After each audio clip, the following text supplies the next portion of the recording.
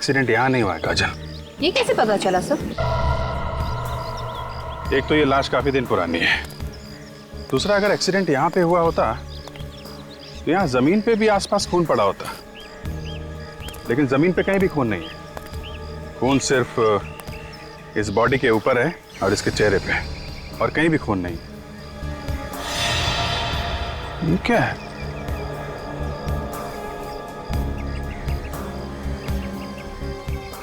अंगूठे में धागा?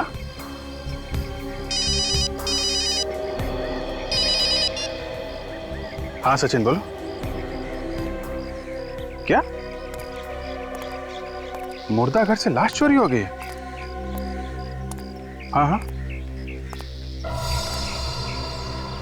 एक मिनट जरा ये लाश का हुलिया बताना। हाँ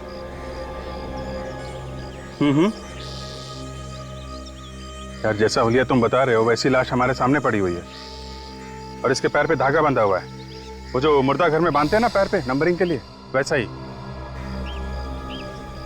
हाँ, एक्सीडेंट की लाश है। ओह, ऐसा लगता है ये किसी की चाल है।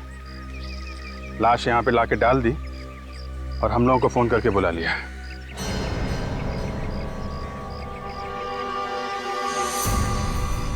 हेलो हेलो, अभिजीत साहब। हे! मोबाइल।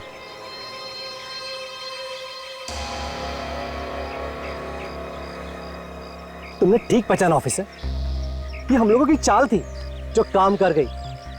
मगर मैंने इससे पहले कभी नहीं सोचा था कि सीआईडी वाले इतने बेवकूफ होंगे जो इतनी आसानी से चाल में फंस जाएंगे। फोन कट गया तो फिर से लगाओ ना, फिर से ट्राई करो, नेटवर्क का कुछ प्रॉब्लम हो सकता है। सर अब तो नंबर स्विच ऑफ आ रहा है। मोबाइल स्विच ऑफ है? सीआईडी वालों के कान में खुजली करेगा, मालूम है अंजाम क्या होगा? ए, अंजाम छोड़, और तू ज्यादा से ज्यादा करेगा क्या? गुदगुदी करेगा, चट कर लेना। मजा आता है। जब कीदड़ की मौत आती है तो वो शहर की तरफ भागता है। तुम लोगों ने अपनी मौत को दावत दे दी है। सर काजल का फोन भी बंद आ रहा है। क्या दोनों का फोन एक साथ बंद है? ये कुछ और ही चक्कर लगता है। अभिजीत सर भी कह रहे थे कि इन सब के पीछे कोई चाल है। सर कहीं अभिजीत सर और काजल की जान खतरे में तो नहीं है? निखिल, सीआईडी ऑफिसर्स की जान हमेशा ही खतरे में होती है।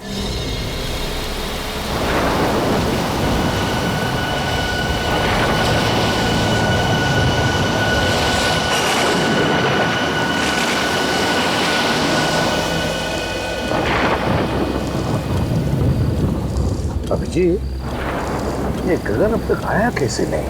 पहले तो ऐसे कभी नहीं हुआ। पता नहीं सर, फोन करके उसने बोला था कि बहुत अर्जेंट काम है, अभी आके मिलो। काम तो वैसे जरूरी होगा, वरना ऐसे नहीं बुलाता हुआ। हाँ सर, जब भी फोन करके बुलाया है कुछ काम की खबर दी है उसने। है खबरी, लेकिन बड़े काम का आदमी है। सर इसीलिए तो छूट दे रखी है अपराधियों के साथ रहने की, नहीं अब तक तो जेल में होता। यहीं पे बुलाया है ना उसने? हाँ सर, यही जगह बताई थी, ज़्यादातर इसी जगह पे आके मिलता है हमसे।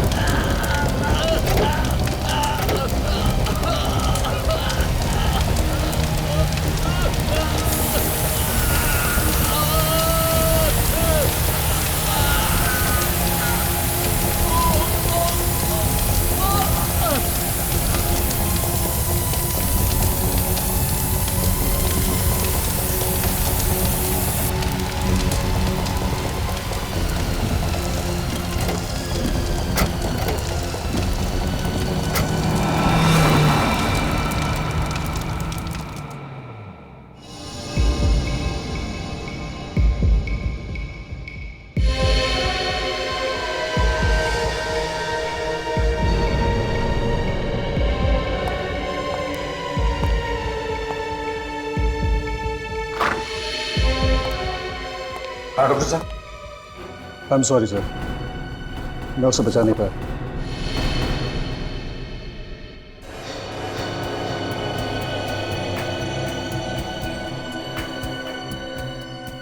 लेकिन डॉक्टर साहब, जब हम इसे यहां लेकर आए थे तब तो ये जिंदा था ना? नहीं सर, इसकी मौत पहले ही हो चुकी थी।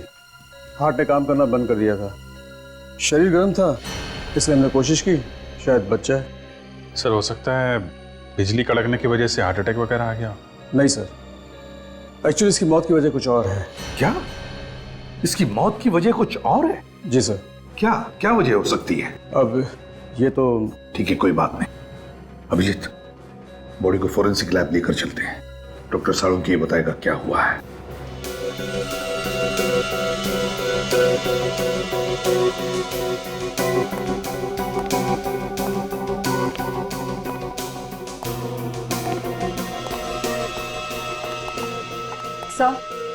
सर अगर आसमान से बिजली इसके ऊपर गिरती तो इसके सिर्फ हाथ और पैर ही क्यों जलते?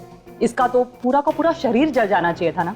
बिल्कुल तारिका, बड़े बड़े पेड़, बड़ी बड़ी बिल्डिंगें जल जाती हैं।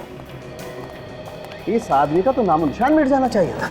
साळुंखे, बिजली हमारी आंखों के सामने सामने गिरी इस पर, जलकर ये बेचारा बेहोश हो गया था। नहीं बॉस, अगर आसमान से गिरी हुई बिजली का करंट इसे लगता तो आप लोग इसकी लाश लेकर के नहीं आते, इसकी राख लेकर के आते। ऐश। मगर साळुंखे, बिजली का झटका तो लगा है इसे। हाँ, करंट तो लगा। ये कौन सी वाली बिजली है सर? ये किसकी आवाज? सर मैं बोला। इनकी तारीख? सर सॉरी सर, मुझे पहले बता देना चाहिए था। ये निखिल है, इंस्पेक्टर निखिल, सीआईडी में नया है। ओ, नया इंस्पेक्टर है। तो ये लैब में पहले ही दिन इसके चेहरे पर मुस्कुराहट क्यों, और वो भी एसीपी प्रद्युमन के सामने? तुम्हें मालूम है एसीपी प्रद्युमन के सामने अगर हंसना हो तो दीवार की तरफ मुंह करके सिर्फ 2 सेकंड के लिए हंस सकते हो, सिर्फ। अरे सीख जाएगा साळुंखे साहब, सीख जाएगा। क्या भाई, तुम्हें मालूम नहीं था? नहीं सर, सॉरी सर। क्या सॉरी सर? साळुंखे साहब के सामने हमारी नाक कटा दिया। सर मैं तो बस। एक मिनट बच्चे, जब 2 सीनियर बात कर रहे हो ना तो बीच में अपनी चोंच नहीं डालनी चाहिए। अरे बच्चा है सर, माफ कर दो। जल्दी से माफी मांग लेना, वरना साळुंखे साहब ये केस छोड़ के भाग जाएंगे। मैं जब जब यहाँ पे आता हूँ मुंह को ताला लगा के आता हूँ। ओह अच्छा, तुम कब से सुधर गए रेडी?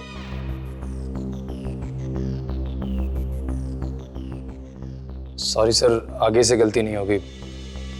हाँ तो साळुंखे, हाँ तो मैं ये बता रहा था बॉस कि जिस तरीके से इसके हाथ और पैर जले हुए हैं उससे लगता है कि इसे 250 वोल्ट की बिजली का करंट लगा है। मगर साळुंखे, करंट लगा तो लगा कैसे? वहां पर तो कोई तार या कोई केबल भी टूटा हुआ नहीं था, बस सिर्फ एक बिजली का खंबा था। बस इसके हाथ और पैर देखने से पता चलता है कि इसने किसी ऐसी चीज को पकड़ा था जिससे वो करंट इसके शरीर में आ गया और इसके हाथ पैर जल गए। साळुंखे साहब, इसने हमारे सामने बाइक पोल पे लगाई, उसी समय बिजली कड़की और फिर हमने देखा ये जलने लगा, और इसकी बाइक भी। उस पोल में करंट होगा अभिजीत, तभी तो जैसे ही बाइक पोल से चिपकी उस पे करंट आ गया। मगर सर, बाइक का टायर कैसे जल सकता है? टायर तो रबर का बना होता है, और रबर में तो करंट पास नहीं होता। ये तुमसे किसने कहा है? देखो, अगर हाई वोल्टेज करंट हो और अर्थिंग मिल जाए तो बॉस रबर के टायर में भी करंट पास हो सकता है। और वैसे भी अलग अलग किस्म के रबर होते हैं, है ना साळुंखे? जैसे स्टील बेल्ट रबर या कार्बन रबर। एग्जैक्टली। और कई बार तो ऐसा होता है कि हाई वोल्टेज करंट की वजह से इन रबर में आग भी लग सकती है। और देखो, टायर में तो स्टील के वायर भी होते हैं, तो हो सकता है स्टील के वायर के थ्रू करंट पास हो गया। अभी ये तो एक बार फिर से उस बिजली के खंबे के पास जाकर के छानबीन करनी होगी। इलेक्ट्रिक सप्लाई डिपार्टमेंट के लोगों को भी वहां बुला लो।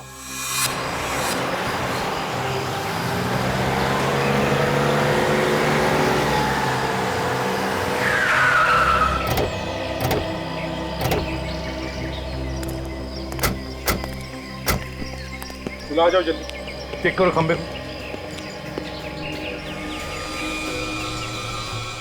सर पोल में करंट आ रहा है।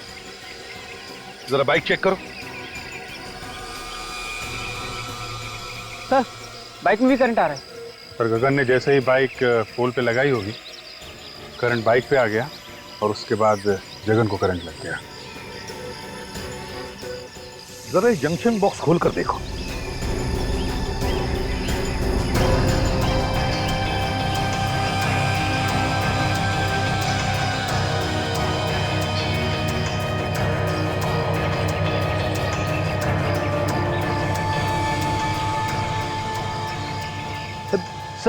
ये देखिए, बाइक का स्टैंड खराब है, इसीलिए गगन ने बाइक को खंबे को लगा के रखा होगा।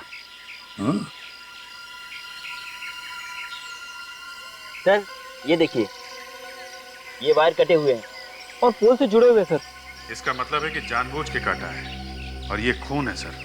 खूनी जानता था कि ये गगन हम लोगों से हमेशा यहीं आके मिलता है। अभिजीत खूनी ये भी जानता था कि गगन की बाइक का स्टैंड खराब है और फिर गगन इसी खंबे पे आके अपनी बाइक लगाता था जब वो हमें मिलने आता था। हो सकता है सर, शायद खूनी अच्छी तरीके से जानता हो गगन को।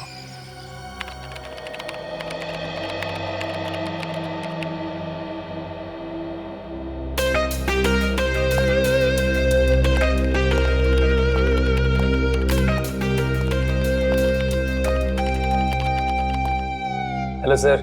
हेलो निखिल, तुम अभी नए हो, अभी तुमने फ्रेडी का कमाल देखा ही कहां है। ये लोग अगर सारा केस मेरे ऊपर छोड़ दे तो इस केस को मैं ऐसे चुटकियों में सॉल्व कर दूं, चुटकियों में। सर वैसे भी मैंने आपके बारे में बहुत कुछ सुना है सर। अच्छा, फिर तो तुमने ये भी सुना होगा कि दया सर को दरवाजा तोड़ना मैंने ही सिखाया है।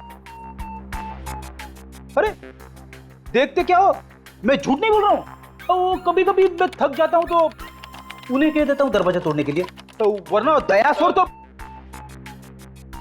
सर दया सर के बारे में आप ऐसी बातें मत करिए। क्यों भाई, दया सर को क्या पर लगे हैं? देखिए वो मेरे गुरु हैं और मैं उनके खिलाफ एक भी शब्द नहीं सुन सकता इस तरह के।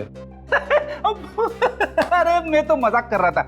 एक्चुअली मैं ये कहना चाहता था कि कभी कभी मैं भी दया सर की मदद करता हूँ दरवाजा तोड़ने के लिए। और सर गगन ऐसे मरने वालों में से नहीं था, अपराधियों के साथ रहता था वो, और मैंने उसे कई बातें सिखा रखी थी।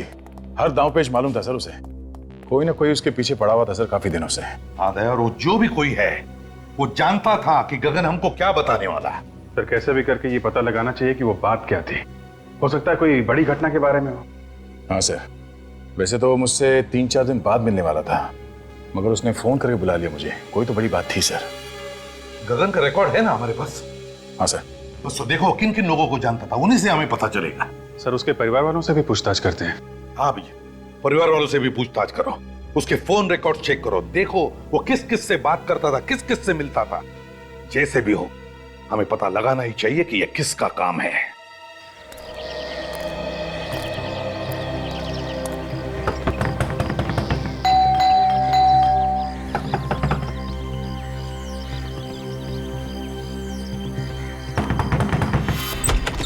क्या है?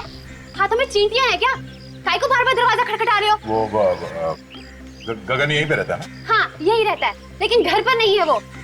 खाली पीली नींद खराब कर देते हैं। कितनी बार समझाया उसे कि कस्टमर घर पे मत बुलाया कर, मत बुलाया कर। देखिए हम लोग कस्टमर नहीं है, हम लोग सीआईडी से। सीआईडी? साहब आइए ना, आइए साहब।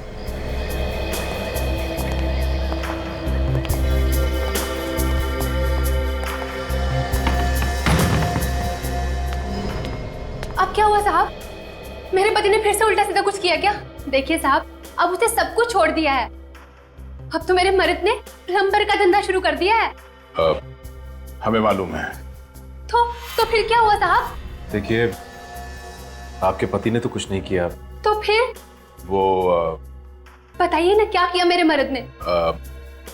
आपके पति की मौत हो गई, किसी ने खून कर दिया उसका। लो शोभी, पानी लेकर निक जल्दी।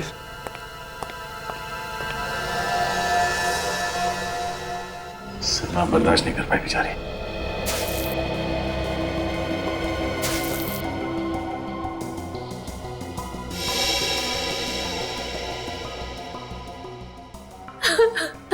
देखिए जो कुछ होना था वो हो गया। गगन की मौत का हमें भी बहुत दुख है। खबरी था वो हमारा। खबरी बना के मरवा डाला आप लोगों ने उसे। मुझे पता होता तो मैं ऐसा काम उसे कभी नहीं करने देती। सीआईडी की मदद करना कोई गुनाह नहीं है। आप हमें ये बताइए कि कोई दुश्मन था गगन का? मेरे पति ने हमेशा सबका भला किया है। जिसके पास पैसे नहीं होते थे मुफ्त में काम कर देते थे उसका। ऐसे भले इंसान का कोई दुश्मन कैसे हो सकता है साहब? देखिए, कोई ना कोई तो उसका दुश्मन जरूर था जो उसके पीछे लगा हुआ था, वरना उसको कैसे पता चलता कि वो हमसे मिलने वाला था? देखिए, अगर आपको मालूम है तो आप बता दीजिए, वरना वो दुश्मन आपके लिए भी खतरनाक हो सकता है।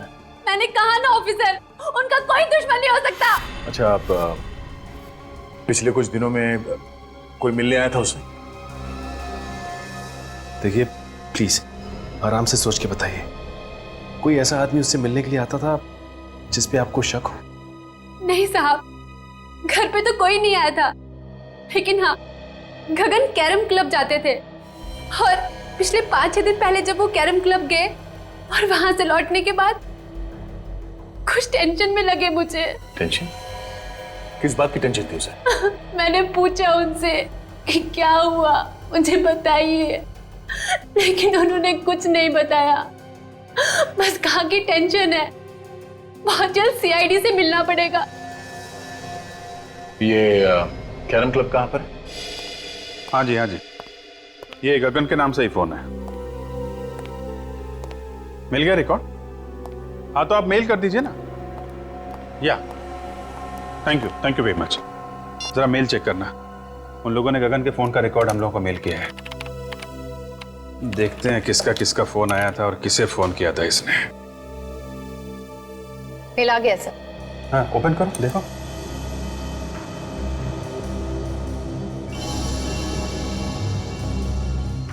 ये नंबर तो, ये देखा, कई बार फोन आया इस नंबर से। हाँ सर, 20 बार आया है।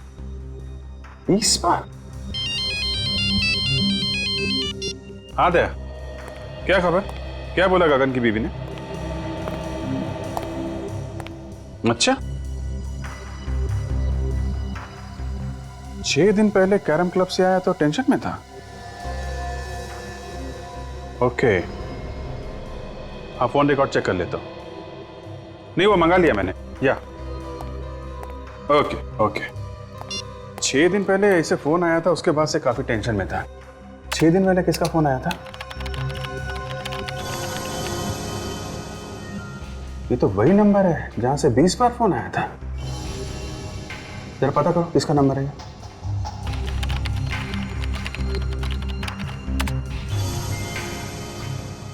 सर ये एसटी पुलिस स्टेशन का नंबर है। क्या? एसटी पुलिस स्टेशन का?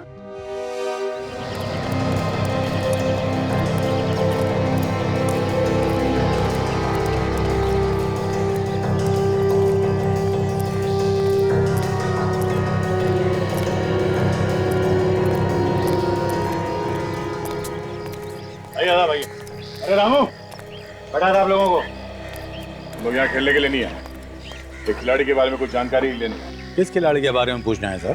गगन के बारे में। गगन भाई, हाँ वो आता तो है लेकिन आज नहीं आया है। कोई काम हो तो बताइए, आएगा तो मैं बोल दूंगा उसको। वो अब कभी नहीं आएगा यहाँ। कैसी बातें कर रहे हो साहब? कौन है आप लोग? हम लोग सीआईडी से। सीआईडी? हाँ, गगन का किसी ने खून कर दिया। गगन भाई का खून कर दिया किसी ने? यहाँ उसके दोस्त कौन कौन है? डैनी और काका। इस वक्त कहाँ मिलेंगे दोनों? मिलेंगे कहाँ साहब? यहीं है। आइए सर। डैनी, काका, हाँ सीआईडी वाले आए हैं आपसे मिलने। सीआईडी हमसे मिलने क्यों आई है? हाँ, हमने क्या किया? हमें गगन के बारे में कुछ जानकारी चाहिए थी।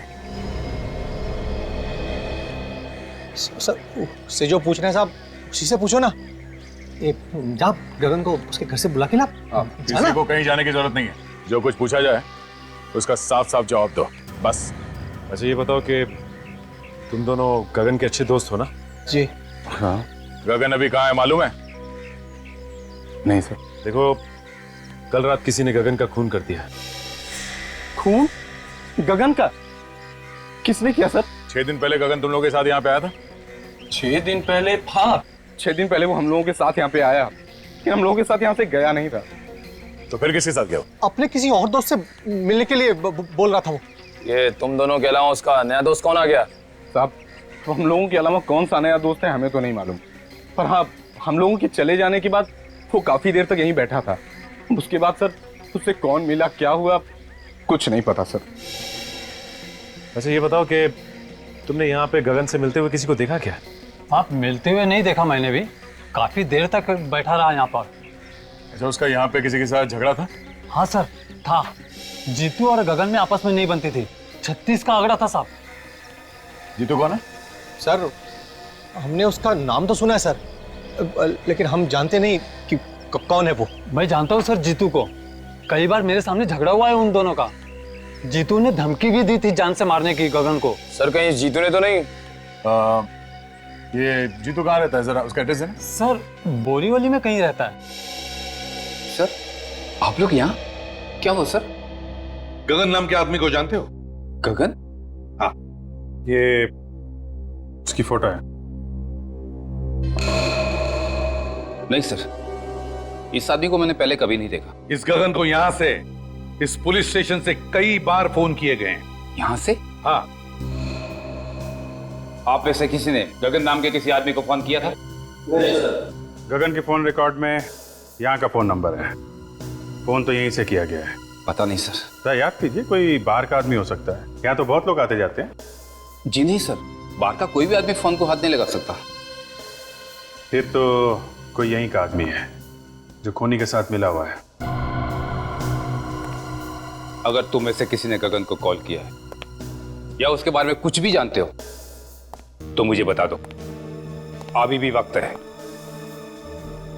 नहीं सर, हमने नहीं किया। नहीं सर, मैंने फोन नहीं किया। तुम जा सकते हो। सर ये तीनों नहीं बढ़ते हैं, मुझे उन्हीं पर शक था। कोई बात नहीं, अगर कुछ पता चले तो हमें बता देना। Okay sir. तो बिना फोन किए तो नंबर आएगा नहीं, और ये लोग कह रहे हैं फोन नहीं किया। अभिजीत, फोन यहीं से किया गया है, अब किसने और कैसे वही देखना है।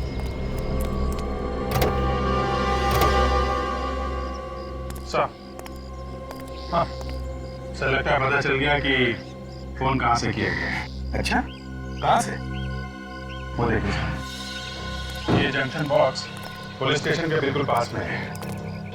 हो सकता है यहाँ से कुछ छेड़छाड़ की गई हो। हाँ जी, काम करो, टेलीफोन वालों को बुलाओ, पता चलेगा किसने क्या किया है यहाँ इस जंक्शन बॉक्स से। सर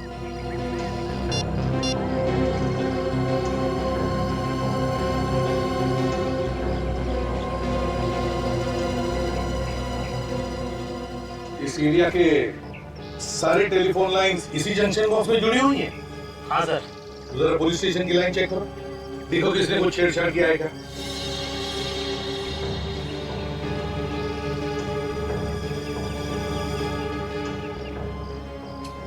ये देखिए सर, ये तार टूटा हुआ है। तो इसका मतलब है अभिजीत, खूनी ने इस वायर को तोड़कर दूसरी वायर लगाकर फोन किया और फिर पहले जैसे ही जोड़ के रख दी है। मगर सर इतनी सारी लाइंस जा रही है यहाँ से, तो फिर खूनी को कैसे पता चला होगा कि कौन सी लाइन पुलिस स्टेशन की है? हो सकता है टेलीफोन डिपार्टमेंट का कोई आदमी मिला उससे। नहीं सर, आप हमारे ऊपर ऐसा इल्जाम नहीं लगा सकते। तो फिर ये कैसे हुआ? ध्यान कैसे नहीं गया तुम्हारा? ताला टूटा हुआ है, वायर कटी हुई है। सर हम लोग महीने में एक बार चेक करने के लिए यहाँ पे आते हैं। पिछले महीने आए थे तो सब कुछ ठीक था सर। तुम लोगों के अलावा कोई और आता है ये चेक करने के लिए? नहीं सर, ये एरिया हम दोनों ही देखते हैं। अभिषेक, एक बात समझ में नहीं आ रही है, खूनी ने यहीं से फोन क्यों किया? शहर में इतने सारे पीसीओस है, जंक्शन बॉक्सेस है, यहीं से क्यों?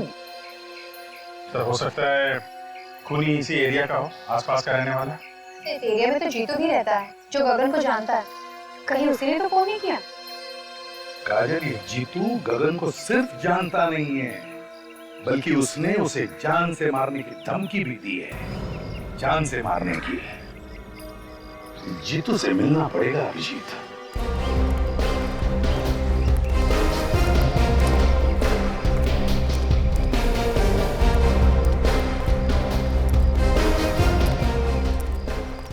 ये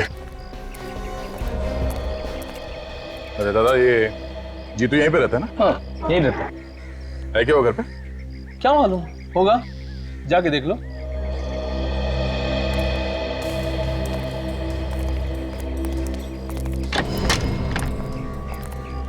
जीतू।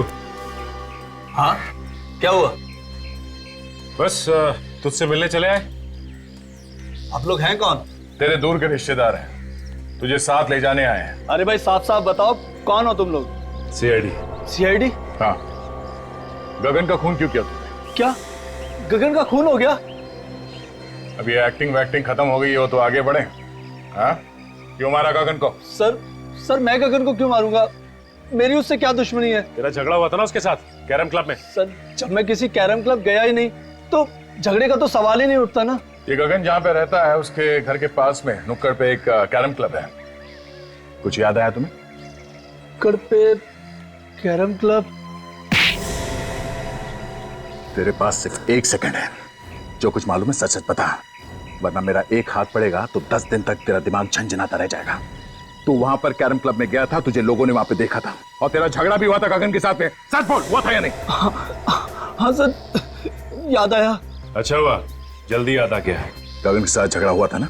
हाँ वो तो सर ऐसे ही थोड़ी बहुत कहा सुनी हो गई थी, फिर बाद में बोलचाल हो गई सर। ऐसी कहा सुनी तो अक्सर हो जाती है हमारे बीच। किस बात को लेकर झगड़ा हुआ था तुम दोनों के बीच? वो सर पहले मैं गगन के पड़ोस में रहता था तो इलेक्ट्रिसिटी के बिल को लेकर थोड़ी सी कहा सुनी हो गई थी। सर छोटे मोटे इलेक्ट्रिसिटी बिल के लिए कोई किसी को मार सकता है क्या? नहीं। पर इसने तो गगन का खून कर दिया। नहीं सर मैंने गगन को नहीं मारा सर, मैं सच कह रहा हूँ। सर अगर कोई ये कह दे कि मैंने गगन का खून किया है तो सर आप जो मर्जी सजा दीजिएगा सर। सचिन सर आप ठीक है ना? किसने गोली मारी? गोली लगी तुम्हें? सर वो रहा सर।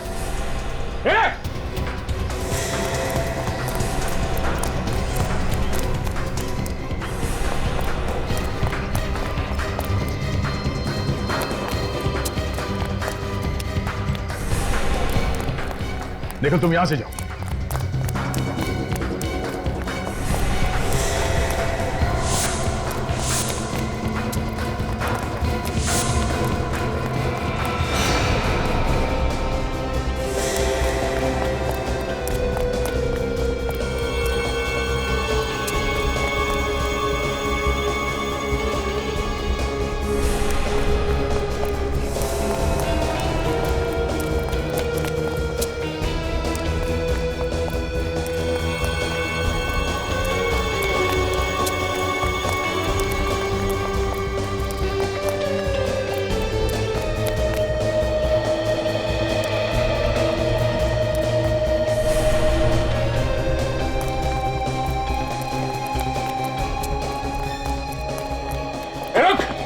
रुक जा।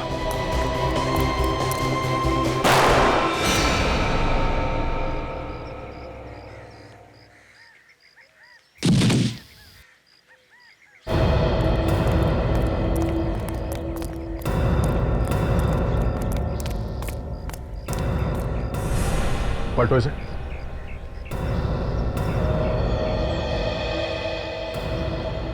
सर इसके तो सीने में गोली लगी। सीने में गोली लगी है? मगर मैंने तो इसके पैर पे गोली चलाई थी, वो भी पीछे से। इसके सीने में गोली कैसे लगी?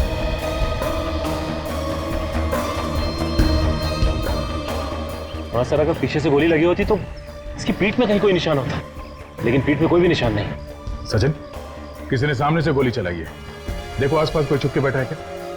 जल्दी।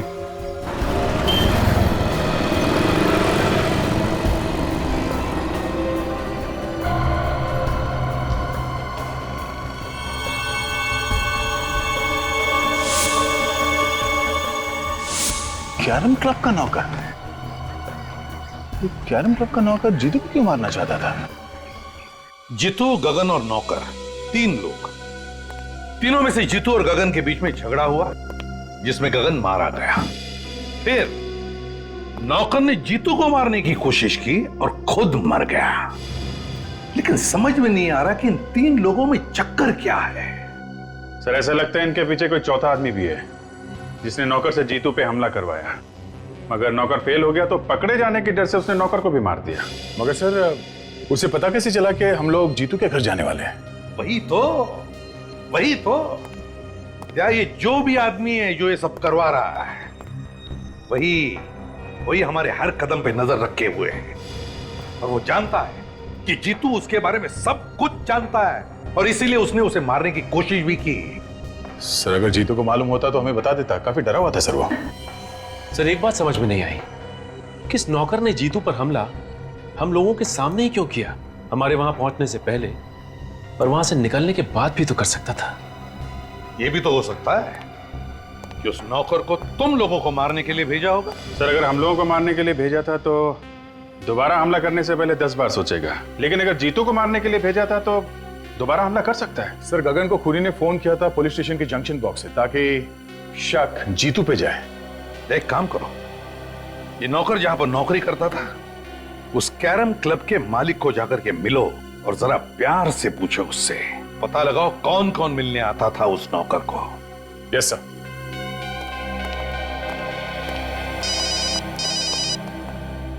हेलो, क्या? कहां पे? ठीक है हम लोग आते हैं। क्या हुआ अभिजीत? सर ढलान रोड पे एक लाश पड़ी हुई है। लाश? जब तुम्हारा नौकर तुम्हारी आंखों के सामने इतनी गड़बड़ कर रहा था तो तुम्हें भी कुछ मालूम होगा ना? हाँ? मिला हुआ है नौकर के साथ में तू भी? धंधे की कसम साहब, वाकई मुझे उसकी करतूतों के बारे में कुछ नहीं मालूम साहब। जब तुम्हारा नौकर यहाँ पे 24 घंटे पड़े रहता था तो मालूम कैसे नहीं? नहीं साहब, 24 घंटे तो नहीं रहता था, कभी कभी बाहर घूमने फिरने भी तो जाता था। उससे मिलने के लिए कौन कौन आता था यहाँ पे? साहब मिलने तो बहुत से लोग आते थे, लेकिन ज्यादातर गुंडे टाइप के लोग होते थे। ओह, तो गलत कामों में पड़ा हुआ था, इसीलिए उसका खून हो गया। कल कोई आया था उससे मिलने के लिए यहाँ पे? सब मिलने तो कोई नहीं आया था। हाँ एक फोन जरूर आया था साहब, मैंने उसे बात करते हुए सुना था। क्या क्या बात कर रहा था वो फोन पे? साहब वो किसी मुर्दा घर के बारे में बात कर रहा था। मुर्दा घर के बारे में बात कर रहा था? एक कैरम क्लब में काम करने वाला आदमी मुर्दा घर के बारे में क्यों बात करेगा? और क्या सुना तुमने? सब सुना तो मैंने कुछ नहीं। उसके बाद वो फौरन मेरे पास आया और कहने लगा कि उसके किसी रिश्तेदार का एक्सीडेंट हो गया, उसे अभी का अभी जाना है। कितने बजे थे उस वक्त? साहब करीब दोपहर के 2 बजे की। दोपहर के 2 बजे? यहाँ आसपास के एरिया में जितने मुर्दा घर हैं उन सब में जाके इस नौकर का फोटो दिखा दिखा के पूछते हैं, कोई ना कोई सुराग जरूर मिलेगा। चलो।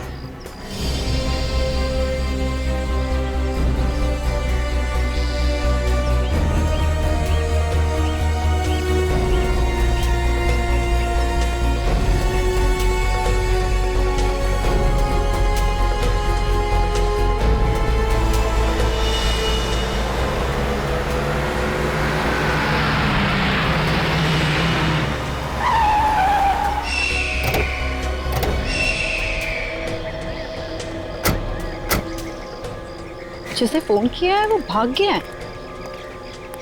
यही तो प्रॉब्लम है, लोग पुलिस के पचड़े में नहीं पड़ना चाहते। सर एक्सीडेंट का केस लगता है। लेकिन ये सड़क इतनी दूर है काजल, और यहाँ आसपास टायर का कोई निशान भी नहीं दिख रहा है। लगता तो नहीं है एक्सीडेंट है। तो सर ये लाश यहाँ लाकर डाली गई है? हो सकता है। बॉडी को अच्छी तरीके से चेक करते हैं, देखते हैं मौत की वजह क्या है।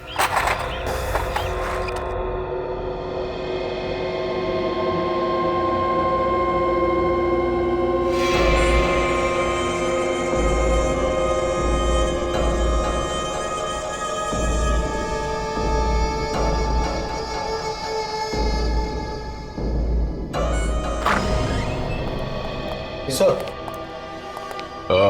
तुम यहाँ के इंचार्ज हो? जी मैं यहाँ की देखभाल करता हूँ।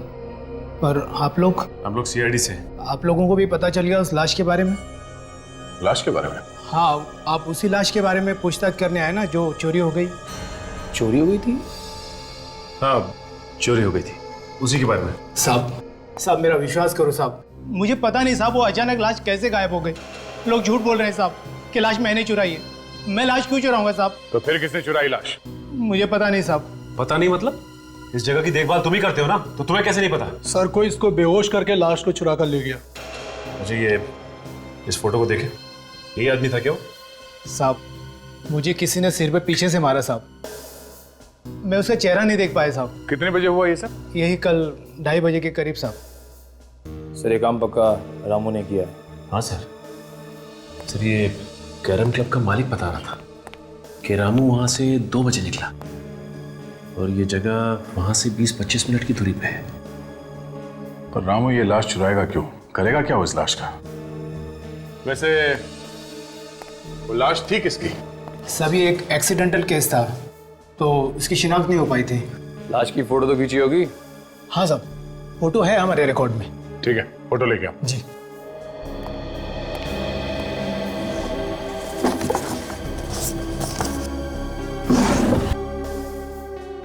सभी है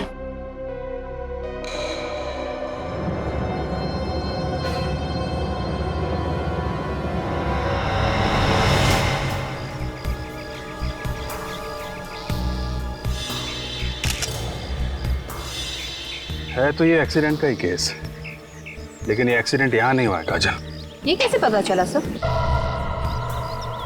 एक तो ये लाश काफी दिन पुरानी है, दूसरा अगर एक्सीडेंट यहां पे हुआ होता तो यहां जमीन पे भी आसपास खून पड़ा होता, लेकिन जमीन पे कहीं भी खून नहीं है। खून सिर्फ इस बॉडी के ऊपर है और इसके चेहरे पे, और कहीं भी खून नहीं। ये क्या है?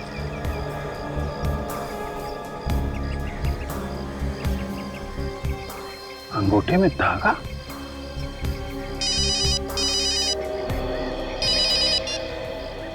हाँ सचिन बोलो।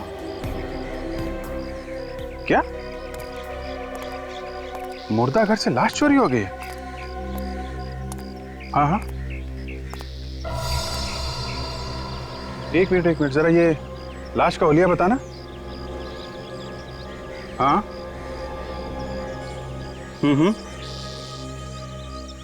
यार, जैसा हुलिया तुम बता रहे हो वैसी लाश हमारे सामने पड़ी हुई है, और इसके पैर पे धागा बंधा हुआ है, वो जो मुर्दा घर में बांधते हैं ना पैर पे नंबरिंग के लिए, वैसा ही। हाँ, एक्सीडेंट की लाश है। ओह, ऐसा लगता है ये किसी की चाल है। लाश यहां पे लाके डाल दी और हम लोगों को फोन करके बुला लिया।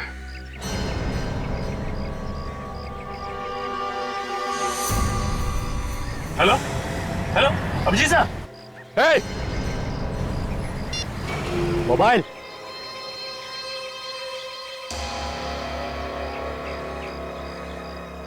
तुमने ठीक पहचाना ऑफिसर, ये हम लोगों की चाल थी जो काम कर गई। मगर मैंने इससे पहले कभी नहीं सोचा था कि सीआईडी वाले इतने बेवकूफ होंगे जो इतनी आसानी से चाल में फंस जाएंगे। फोन करके तो फिर से लगाओ ना, फिर से ट्राई करो, नेटवर्क का कुछ प्रॉब्लम हो सकता है। सर अब तो नंबर स्विच ऑफ आ रहा है। मोबाइल स्विच ऑफ है? सीआईडी वालों के कान में खुजली करेगा, मालूम है अंजाम क्या होगा? ए, अंजाम छोड़, और तू ज्यादा से ज्यादा करेगा क्या? गुदगुदी करेगा, चक्कर लेना। मजा आता है। जब कीदड़ की मौत आती है तो वो शहर की तरफ भागता है। तुम लोगों ने अपनी मौत को दावत दे दी है। सर काजल का फोन भी बंद आ रहा है। क्या दोनों का फोन एक साथ बंद है?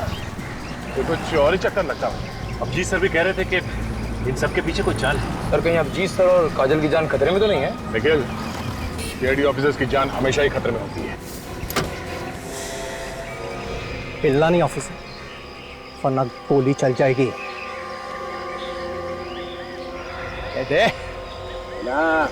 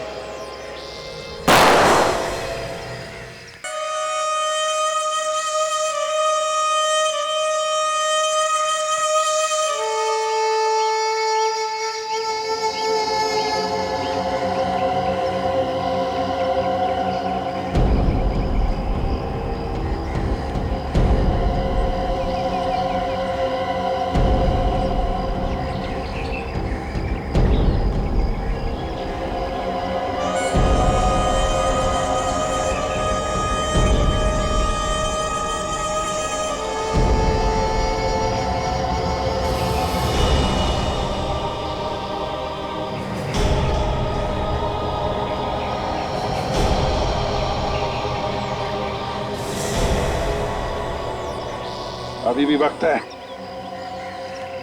चुपचाप अपने आप को हमारे हवाले कर दो। बंद करो ये सब नाटक, समझे? तेरे मरने का टाइम आ गया, लेकिन तेरा भाषण देना अभी तक बंद नहीं हुआ ना। ऊपर जब ऊपर जाएगा ना तू, तो वहां तुझे बहुत सारे चोर लुटेरे मिलेंगे। उन्हें ही बैठकर सुनाते रहना अपनी ये कहानियां। हमें मारना क्यों चाहते हो? क्योंकि जब तुम दोनों को तड़प तड़प कर मरता हुआ देखूंगा, तुम्हारे अंदर जो बदले की आग है ना, वो शांत होगी। बदला? कैसा बदला? हाँ, तुम लोगों ने मेरे भाई को फांसी के तख्ते पे चढ़ा दिया और हम कुछ भी नहीं कर सके। कौन कौन था तुम्हारा भाई? जग्या। जग्या? जग्या तुम्हारा भाई था? हाँ, वही जग्या जिसका नाम सुनकर तुम्हारे पैर कांपने लगते हैं। न जाने कितने लोगों के घर उजाड़े हैं उसने, न जाने कितने बच्चों को अनाथ किया है। उसे फांसी नहीं होती तो क्या होती? फांसी से बढ़कर अगर कोई सजा होगी ना, वो मिलनी चाहिए थी उसे। दूंगा, उससे भी बड़ी सजा दूंगा। हाँ। ये जब चील कौए तुम दोनों को नोच नोच कर खाएंगे ना, तुम दोनों को ऐसी मौत मारूंगा कि आने वाले कई साल तक सीआईडी वाले इस बात को चाह कर भी भूल नहीं पाएंगे। इस गड्ढे में पड़े चिल्लाते रहना और अपनी मौत को आते देखते रहना। हिम्मत से काम ना कर। सीआईडी ऑफिसर की जिंदगी में कदम कदम पे मौत है। मौत से क्या घबराना। हम लोग जब सुबह घर से निकलते हैं तो मालूम थोड़ी होता है कि घर वापस लौटेंगे कि नहीं। हिम्मत से काम लो। काट रस्सी।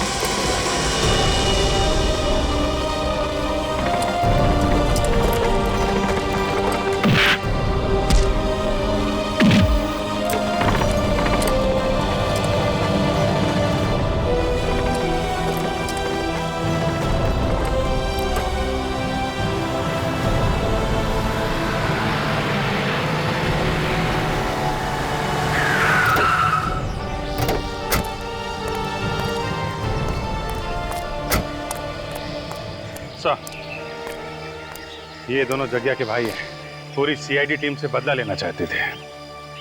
सीआईडी वालों से बदला? कभी सपने में भी मत सोचना, समझे? हम जेल में बैठकर बदला लेना अपने भाई की मौत का। तुम दोनों को तो फांसी होगी, फांसी।